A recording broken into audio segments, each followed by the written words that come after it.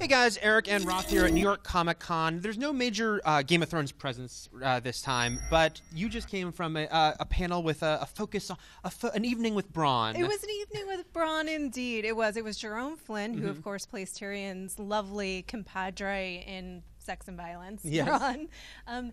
I wore my appropriate T-shirt. And this is the most interesting. Listen, everything he said was fun and interesting, was very anecdotal, things like that from the set. But this is what he said, which was a little newsy. He said, you guys better get ready for a big surprise about how different this season is going to be from the books.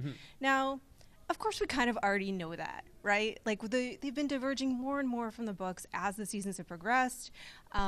He said basically the same thing to me almost a year ago at the TCA press tour.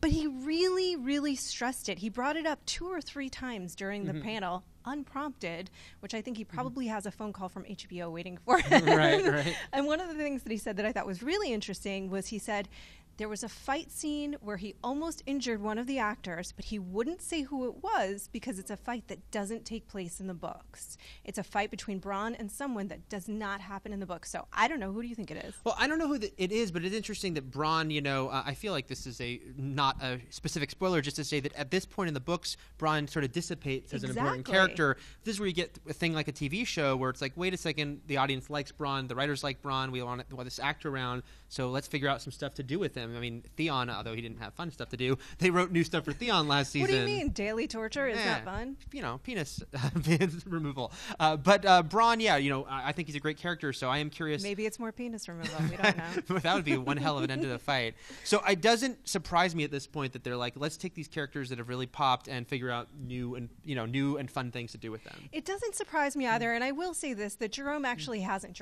like I know him, he actually hasn't read the books. And so for him to really sit there and declare, this is really going to surprise you because it gets more and more different from the books, it's kind of like, well, how do you know? You don't even read your whole script. You only read the parts that you're in. Maybe they're lying to him. But we do know that he does sort of disappear from the books for a while, and we know that he is a present force in the season. They are finding creative ways to keep these characters that we enjoy so much.